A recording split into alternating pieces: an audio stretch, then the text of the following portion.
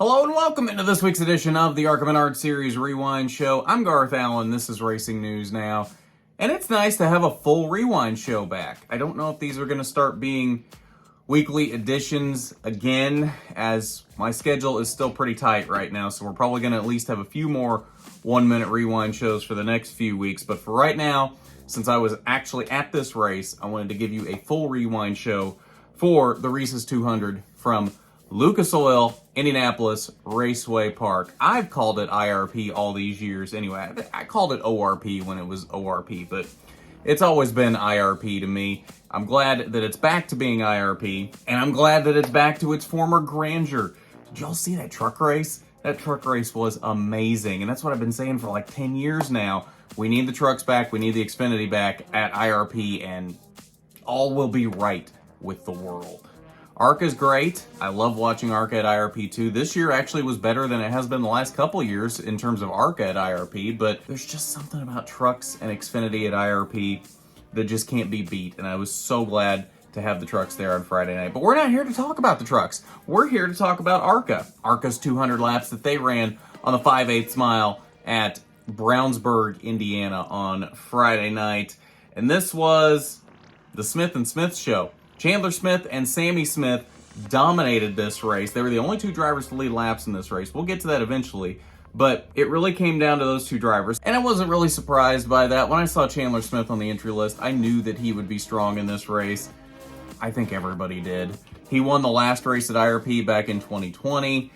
He's always been good on short tracks when he's been in ARCA. Not surprising whatsoever. Sammy Smith, on the other hand, dominating pretty much every short track this year.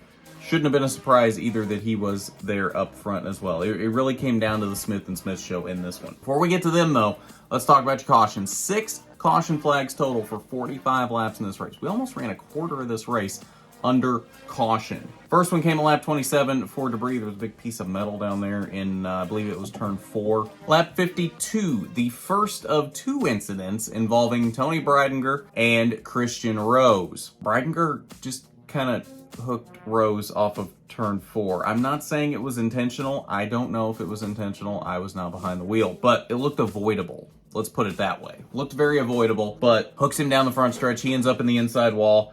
He was having a pretty good night as well. I believe he was running top 10 at the time, so really screwing up his night there. Break number 1 came at lap 76. Multi-car incident at lap number 82 on the restart from that first break. The 7 car of Colton Collins didn't go on the restart. Don't know if he missed a shift or what exactly happened there. That backed up the 74 car of Mandy Chick. Amber Balkan, restarting right behind Chick, being the 3rd car in line, didn't know what was happening here. And before she even realized what was happening, plows into the back of Mandy Chick and destroys her car, ends the night. No fault of Amber Balkan's whatsoever. Very unfortunate. Was not having a great night to begin with. I think she was running back about like 15th or 16th at the time. Didn't seem to have a lot of speed. It's very unfortunate because it does seem like Amber has had a lot of bad luck the past few weeks. After she was really starting to show a lot of speed early in the season, unfortunately has not been able to showcase that of late. Hopefully things turn around for her going forward. I still believe that there is some potential there with Amber Balkan if she can just get some luck on her side and start getting some good runs going again. Then lap 103, the second incident of the night involving Tony Breidinger and Christian Rose. This one was interesting. Breidinger actually owned up to this, said she made a rookie mistake, went into turn 1 on the inside of another car and just lost it. I don't know that she ever made contact with the other car. I'm not even sure who the other car was.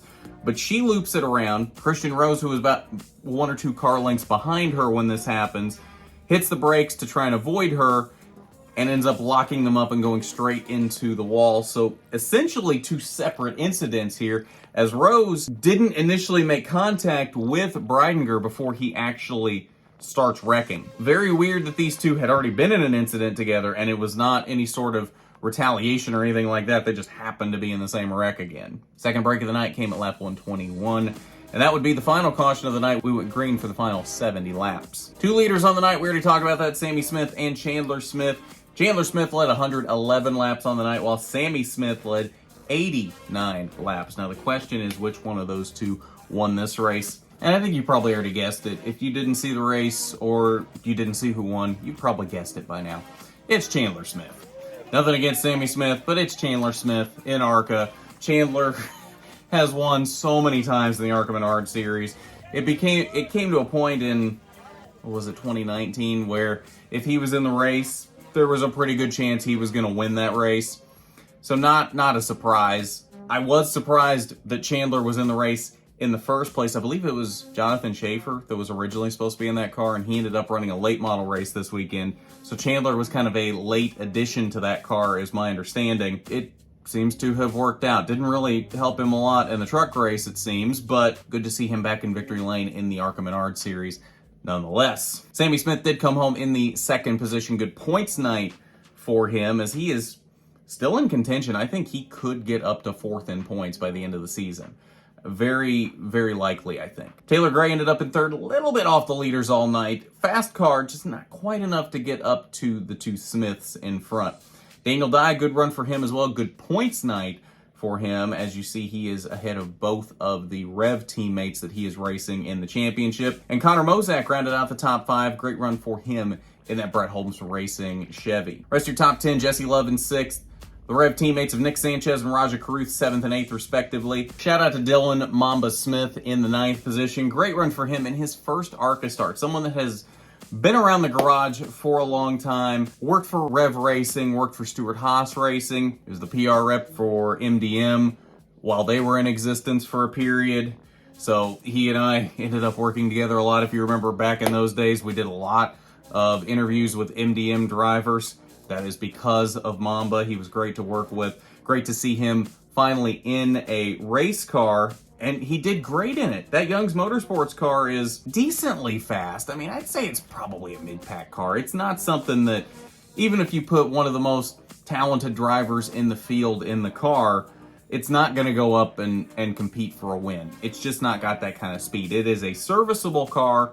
It's not a race-winning car, though. And for Mamba to be able to run top 10 in that car, end up in 9th after starting in the 8th position, I think that's about the best you could ask for in that car. I think he did exactly what he needed to do in that car, and I hope that opens some eyes for some people, because I would really, really like to see Mamba in a car again going forward, maybe even in a faster car. I would love to see what he could do in a car that is capable of winning, because I think he showed in this Young's car, he's got the talent, and I would really like to see what he could do in a car like that. So hopefully he opened some eyes, had some help from AJ Allmendinger to get this ride.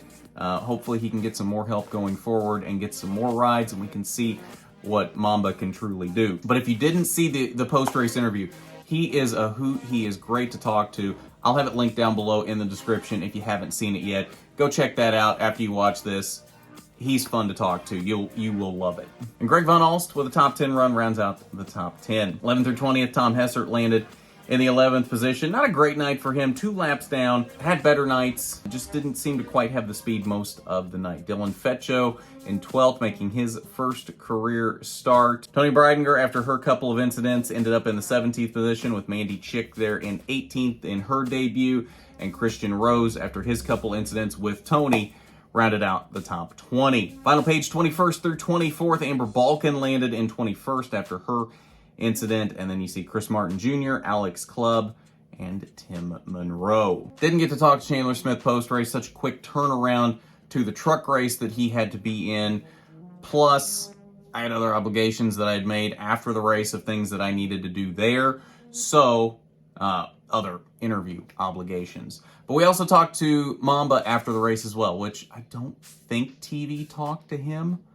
I know they talked to him pre-race. I don't think they talked to him post-race. Correct me if I'm wrong down in the comments, but I don't think they talked to him post-race. So that's someone that you wouldn't have heard from on TV. So like I said, that's linked down in the description below if you haven't seen that as well. Let's go ahead and look at your points following this race. Raja Caruth, still your points leader now, but only by 2 points over Nick Sanchez and 5 points over Daniel Dye. Daniel Dye with his 4th place finish, slowly creeping back into this championship picture, which is not surprising. That Rev short track program has not been great this year, and they seem to consistently lose points on the short tracks, more or less, unless Dye has issues, because Dye seems to be quicker on the short tracks, But the Rev Speedway program is where they are shining right now. The issue with that is there's not a lot of speedways left this year. So that's going to be interesting to watch, is how many points can Daniel Dye make up on the back half of the season where it's more short tracks than it is speedways, and that seems to be his strong suit this season. I think we're going to have a great championship battle down to the wire with this. Tony Breidinger now only a point above Greg Von Alst there in that battle for fourth. Amber Balkan slipping further and further out, of course, because she continues to have bad luck. Sammy Smith, Taylor Gray, Jesse Love rounding out the top 10, of course. Oh, and Brad Smith there in the 7th position as well. Don't want to forget Brad Smith. Shout out to Brad Smith. Suchi Showdown points as well. We'll take a quick look at those as we are 6 races into that of 10 races. Sammy Smith is your current leader there over Taylor Gray by 19. Jesse Love, Daniel Dye, Raja Karut, the rest of the top 5. So the Suchi Showdown points look a lot different than the regular points, as Sammy Smith is really kind of running away with that, which shouldn't be surprising, as he has done very, very well in the short tracks this season. For those unfamiliar with the Sioux Chief Showdown schedule, there's 4 races remaining there. Watkins Glen, Milwaukee, DuQuoin, and Bristol will be the championship race there. So, and 2 of those are also Combo East races. So, kind of got a triple combo. Is that a thing for Milwaukee and Bristol? You get points for 3 different series in those races, which I've talked about in the past how confusing that is. But I digress. That is, I believe, going to be it for today's Rewind show. Thanks for hanging out, y'all. It's kind of all over the place. It's been a bit since I've done a Rewind show, so trying to keep it as structured as possible. I don't know when the next full Rewind show will be. I'm going to guess Michigan next week. I won't be able to do one. So it'll probably just be a 1-minute Rewind show again. I'm hoping by the end of the season, we're back to doing these consistently every week. I just don't know when I'm going to actually have the time on a weekly basis to be able to do that. I would like to, I really would, but my schedule outside of RNN stuff has been really crazy lately, so I'm trying to make as much time for you guys as I possibly can right now, but it has been a struggle. So I'm trying to do as much as I can for you, but we'll see how that works out. Like I said, though, probably going to be a 1-minute Rewind show on Friday for Michigan, but we will see how that works out. So I think that's going to about do it. So thank you as always to our Patreon supporter, Regional Manager William Holmes. Thank you as always for your support. It really is greatly appreciated. If you would like to be a patron of RNN, the link is down below in the description. Patreon.com/RacingNewsNow. Not required by any means, but definitely appreciated when you want to support RNN in that way. But I think that's going to do it for us on this one. So at that, I'm Garth Allen for Racing News Now.